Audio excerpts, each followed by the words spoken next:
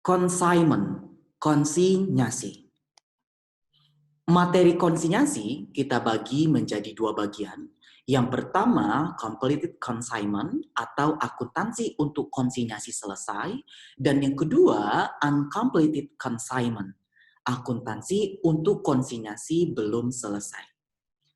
Nah, sebelum kita akan membahas lebih lanjut konsinyasi, terlebih dahulu apa yang disebut dengan konsinyasi. Konsinyasi merupakan barang titipan. Konsinyasi barang dagang mungkin ditransfer oleh pemiliknya kepada pihak lain yang bertindak sebagai agen penjualan di mana hak kepemilikan masih dipegang oleh pemiliknya sampai barang tersebut terjual. Di dalam konsinyasi ini ada dua pihak yang terlibat. Yang pertama kita sebut dengan pihak consignor atau konsinyor, yaitu pihak yang memiliki barang. Pihak kedua kita sebut dengan consignee atau konsini, pihak yang mengusahakan penjualan barang atau pihak yang menerima barang titipan. Kemudian, bagaimana karakteristik agen dan prinsipal? Dari sudut pandang hukum, transfer barang menggambarkan jaminan dengan konsinyii memiliki barang dengan tujuan untuk menjualnya seperti yang disepakati dalam perjanjian dengan konsinyor. Konsinyor mengakui perpindahan kepemilikan barang dan juga mengakui pendapatan dari penjualan tersebut. Dan konsinyii tidak diperbolehkan mengakui kepemilikan barang tersebut ke dalam asetnya ataupun timbulnya kewajiban kepada konsinyor. Nah, kemudian apa keuntungan konsinyasi ini bagi konsinyor dan konsinyii? Nah, kita mulai dari konsinyor. Konsinyor melakukan konsinyasi yaitu untuk memperluas pangsa pasar, terutama untuk barang atau produk baru yang belum dikenal oleh masyarakat luas. Kemudian, barang yang dijual melalui dealer di waktu yang lalu terbukti tidak menguntungkan bagi dealer tersebut. Dan barang yang biaya produknya mahal sehingga memerlukan investasi yang besar bagi dealer bila ia harus membeli barang tersebut. Nah, sedangkan konsinyii diuntungkan dengan adanya sistem konsinyasi ini. Pertama, karena barang tersebut bukan barang konsinyii, konsinyii terbebas dari risiko tidak terjualnya produk. Yang kedua, risiko penyusutan atau keusangan dan fluktuasi harga dapat dihindari. Yang ketiga, ketentuan modal kerja berkurang karena semua biaya yang terkait dengan barang konsinyasi ditanggung oleh konsinyor. Nah, sekarang kita masuk ke operasi konsinyasi.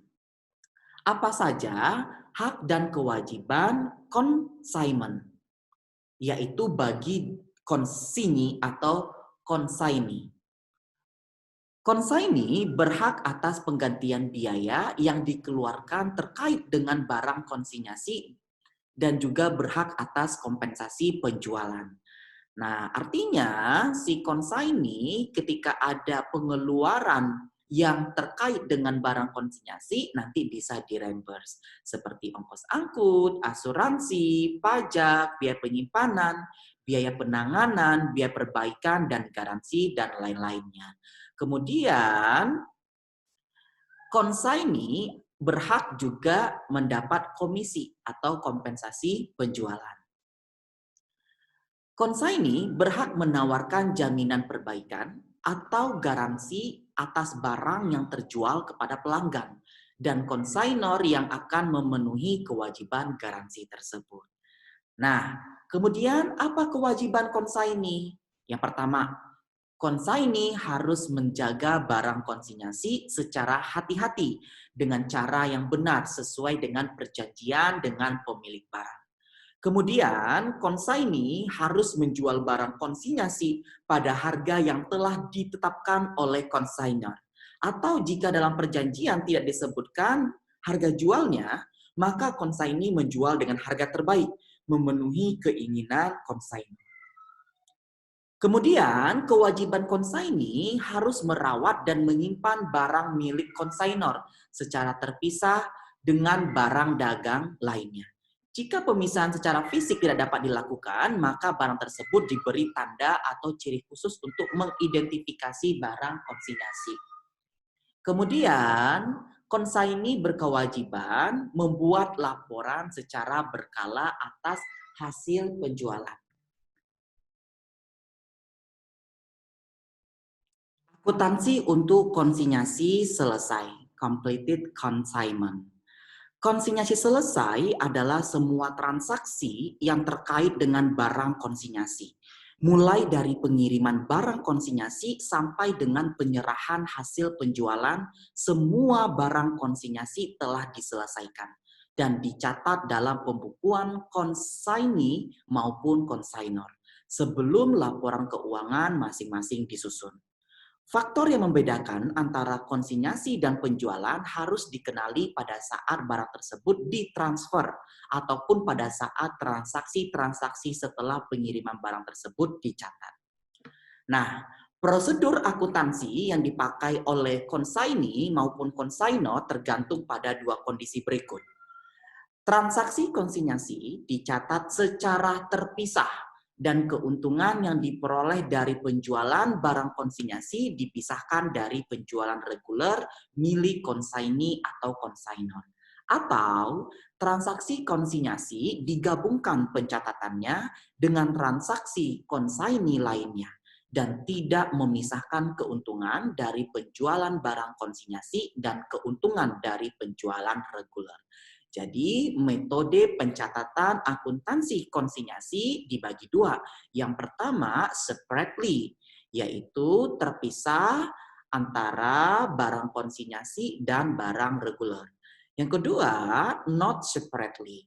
Not separately berarti digabung, tidak memisahkan atau disatukan penjualan barang konsinyasi dan penjualan reguler. Pada kondisi di mana transaksi konsinyasi dicatat secara terpisah atau separately, nah ketika separately berarti menggunakan akun khusus yaitu consignment in dan consignment out. Ketika keuntungan dari penjualan konsinyasi dicatat secara terpisah, maka konsaini akan membuat akun consignment in untuk masing-masing konsinyasi jika konsainor lebih dari satu. Akun ini digunakan untuk mencatat semua beban terkait dengan transaksi konsinyasi dan nantinya akan dikreditkan secara penuh atas hasil penjualan konsinyasi.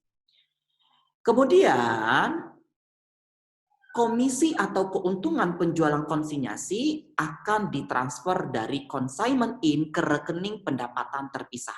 Jika ada sisa di dalam akun consignment in, berarti masih ada utang kepada konsainor yang harus diselesaikan. Sedangkan bagi konsainor menggunakan akun khusus namanya consignment out. Konsainor akan membuat akun consignment out untuk masing-masing konsinyasi jika konsinyasi dilakukan lebih dari satu pihak. Nah, akun ini didebitkan untuk transaksi yang menyangkut semua biaya yang terkait dengan pengiriman barang konsinyasi maupun semua biaya-biaya lainnya. Akun ini juga akan dikreditkan ketika terjadi penjualan barang konsinyasi yang dilakukan oleh konsaini. Keuntungan atau kerugian dari penjualan barang konsinyasi dicatat dengan mendebit saldo consignment out dan mengkredit consignment income. Dan kebalikannya, ketika ada rugi berarti mendebit consignment income dan mengkredit consignment out. Nah, sebagai ilustrasi, tanggal 6 Juni, Konita mengirim 10 set produk ke toko Rijal sebagai barang konsinyasi. Harga jual $85 per set, di mana biaya produk 50%. Nah, bagaimana pencatatan oleh konsaini dan konsainor jika menggunakan separately. Nah, bagi consignee dia akan mencatat memorandum. Diterima 10 set produk dari PT Konita sebagai konsinyasi untuk dijual dengan harga $85 per set, komisi atas penjualan 20%, beban pengangkutan atau freight dapat direimburse. Apakah tidak boleh menjurnal oleh konsignee? Boleh. Kalau konsignee mau menjurnal, maka konsignee akan mendebit merchandise on consignment dan mengkredit consignment receive. Nah, jika barang konsinyasi ini terjual, maka memorandum entry tersebut dijurnal balik atau di reverse. Dan kemudian consignor ketika mengirimkan barang 10 set ke consignee akan menjurnal consignment out pada merchandise shipment sebesar cost, yaitu 500 dari 10 kali 50. Nah, tanggal 6 Juni biaya pengiriman barang $60 ditanggung oleh consignor. Ketika biaya pengiriman, consignor akan mencatat consignment out pada freight out sebesar 60. Nah, dasarnya sebenarnya jurnalnya freight out pada kas. Karena pencatatan terpisah, jadi dibedakan mana biaya pengiriman yang untuk barang konsinyasi dan barang reguler. Maka jurnalnya consignment out pada freight out. Dan consignee tidak ada jurnalnya. Tanggal 6 Juni sampai 20 Juni, beban-beban yang ditanggung oleh consignee yang nanti akan dimintakan penggantian kepada consignor sebesar 25. Nah, bagi consignee akan mencatat consignment in pada cash sebesar 25. Sedangkan consignor tidak mencatat. Tanggal 6 Juni sampai 20 Juli, consignee berhasil menjual 10 set produk dengan harga $85 per set. Consignee berhak mendapatkan komisi penjualan sebesar 20% dari harga jual. Nah, consignee akan menjurnal ketika penjualan cash pada consignment in 850, harga yang sudah ditetapkan oleh consignor 10 kali 85. Kemudian consignee berhak mendapatkan komisi 20% dari penjualan 850, yaitu sebesar 170. Consignee akan menjurnal consignment in pada commission income sebesar 170. Nah, tanggal 20 Juli penyerahan hasil penjualan kepada consignor atas hasil penjualan dari consignee. Ketika penyerahan, consignee akan menjurnal consignment in pada kas. Berapa kas yang diserahkan oleh consignee kepada consignor, yaitu 850 dikurang penjualan 50 dikurangkan dengan biaya 25 dikurangkan dengan komisi 170. Ya. Akan ketemu angka 655. Atau bisa kita lihat atau cari menggunakan T account. Consignment in 25 debit di kredit 850, 850 kurang 25 consignment in, kemudian 170. Ya, ditutup sekalian akun consignment in di debit. Ketika consignee mengkredit kas, berarti consignor mendebit kas sebesar 655. Kemudian mengkredit consignment out sebesar penjualan, yaitu 850. Selisihnya 850 kurang 655, yaitu 195. Mendebit consignment out. Dari mana angka 195? Yaitu komisi 170 dan beban yang ditanggung atau yang telah dibayarkan oleh consignee atau di reimburse sebesar 25. 25 ditambah 70, 195. Nah, di akhir periode ini, konsainor akan membukukan laba rugi konsinyasi. Sebelumnya dihitung. Dari mana angka 95 ini? Oke, penjualan ada 850. Harga pokok atau cost-nya yaitu 500. Kemudian ada biaya angkut sebesar 60. Kemudian ada komisi untuk konsaini. Dan ada biaya yang harus diganti oleh konsainor yaitu 25. Sehingga konsinyasi Konita ini mendapat laba atau keuntungan sebesar 95. Jurnalnya consignment out pada consignment income sebesar 95.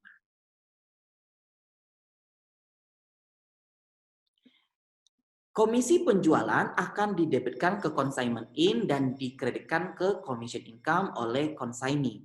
Sedangkan konsainor baru akan mencatat transaksi ini pada saat menerima perhitungan penjualan dan menerima uang kasnya.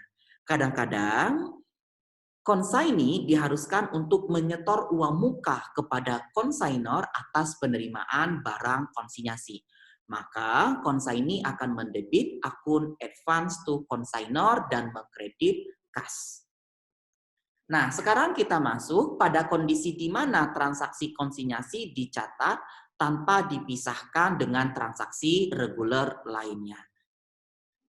Bagi konsaini, ketika transaksi konsinyasi digabungkan dengan transaksi reguler lainnya, jurnal penjualan konsinyasi milik konsaini akan ditandingkan dengan akun purchase atau akun cost of goods sold dan akan dikreditkan ke akun konsainor ketika dilakukan pembayaran atas barang yang terjual. Semua beban yang ditanggung konsaini akan dicatat oleh konsainor.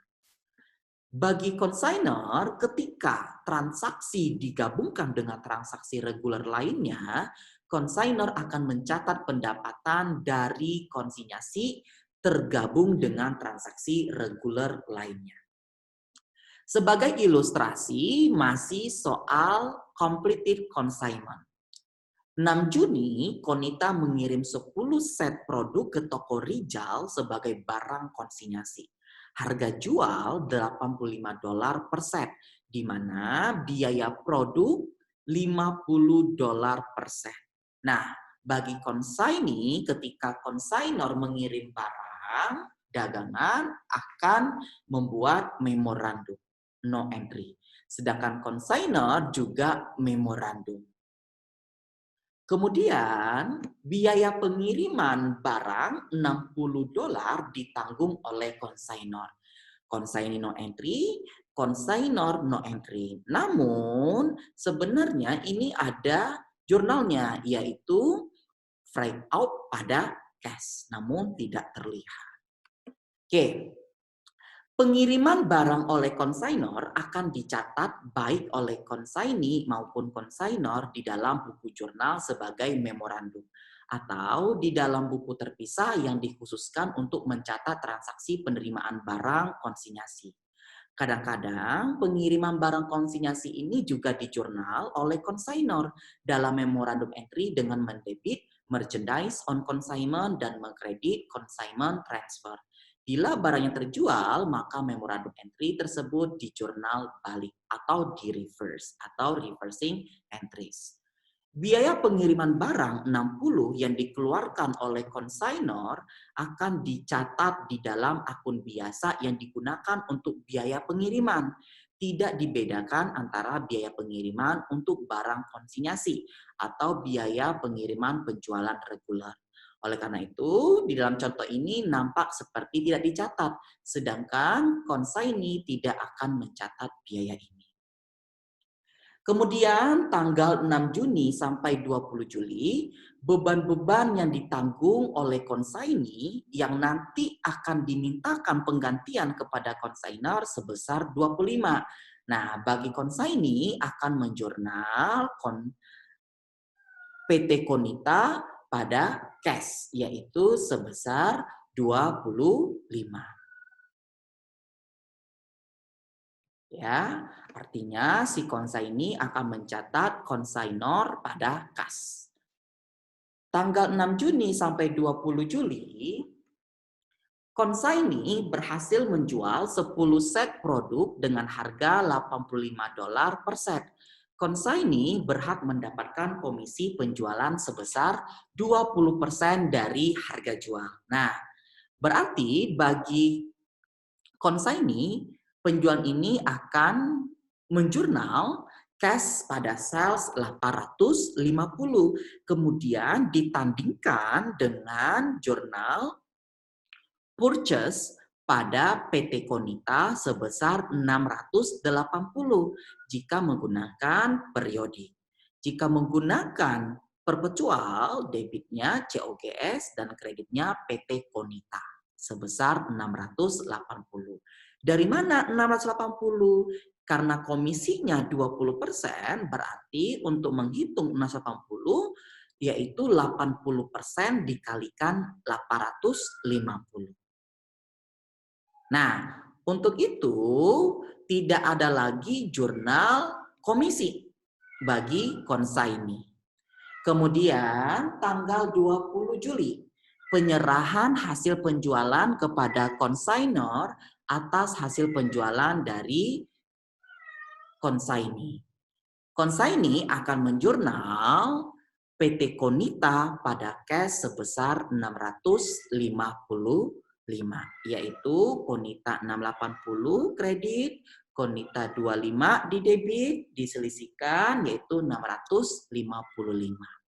Sedangkan bagi konsainor akan mendebit cash 655 dan mengkredit sales 850.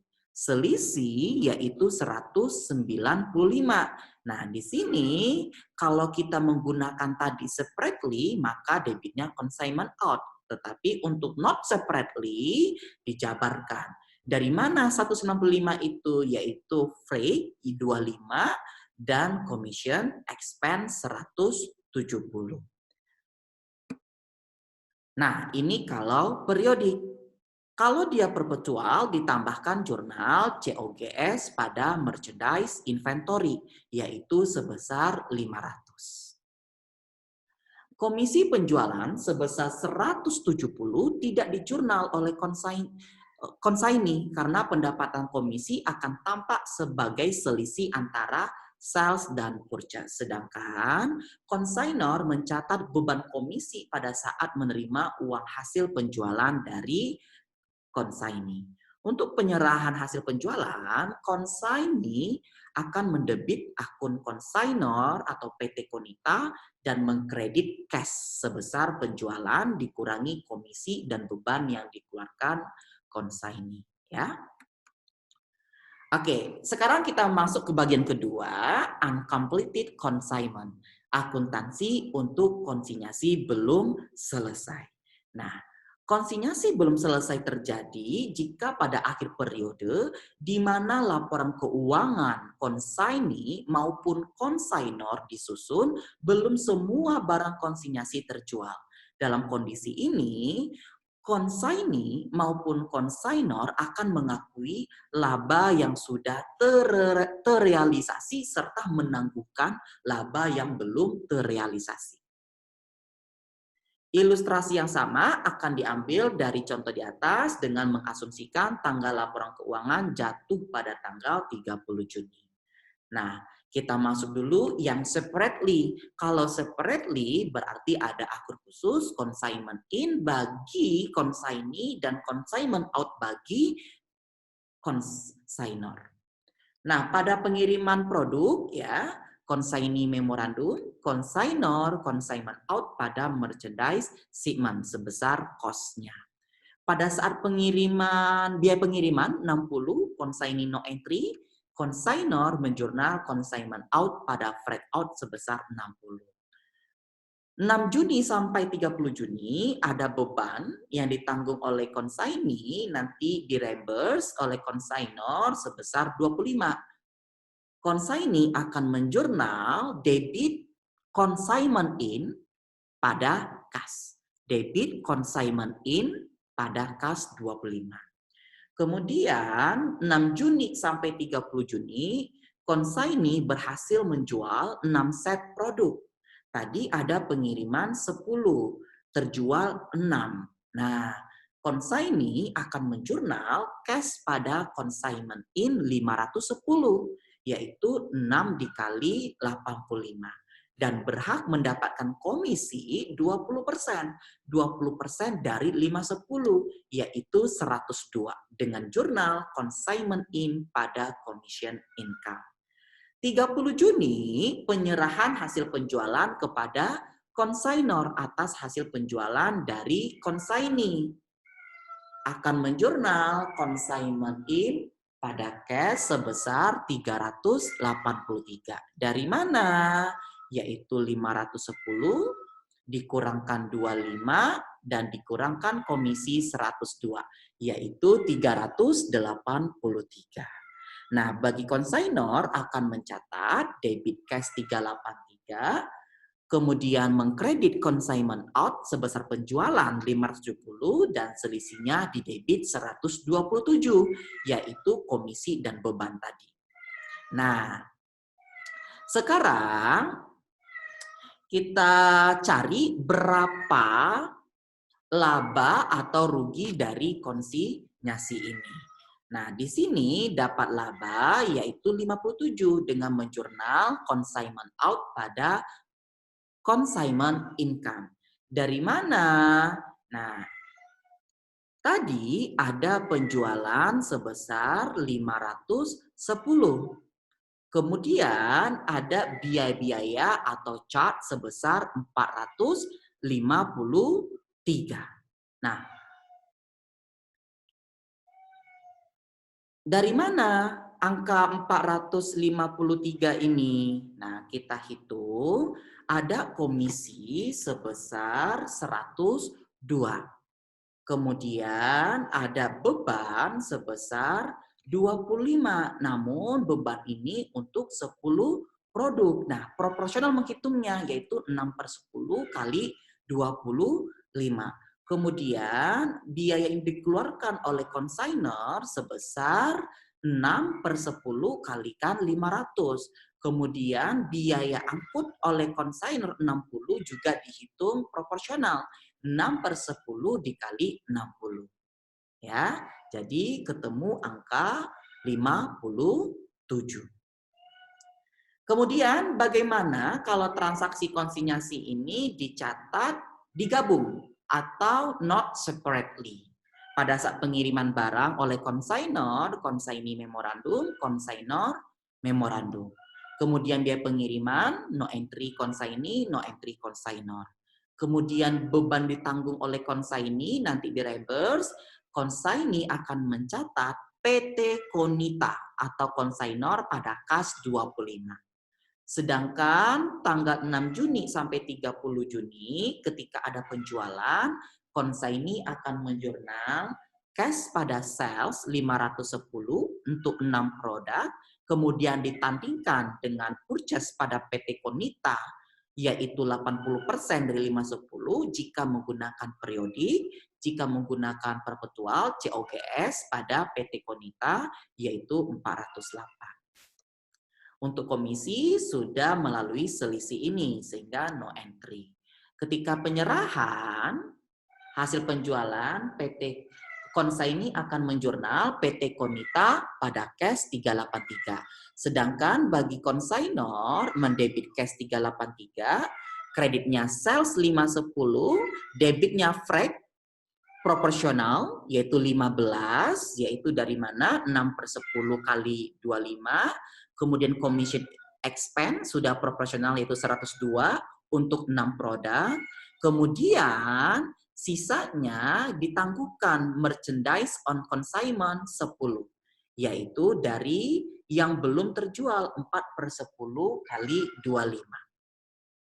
Nah, kemudian merchandise on consignment pada income summary. Nah, income summary ini sebesar cost-nya untuk 4 produk.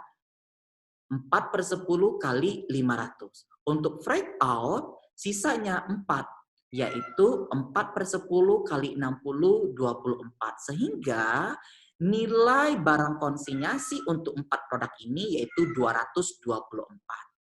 Nah, jika menggunakan perpetual ditambah jurnal COGS pada merchandise inventory, yaitu 300.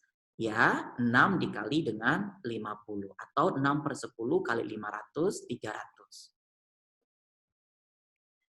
Oke, nah berikut beban untuk revenue tahun berjalan dan revenue tahun berikutnya. Nah, sesuai dengan jurnal, nah kita bisa membedakan ini untuk 10 produk, ini untuk 6 produk, dan ini 4 produk.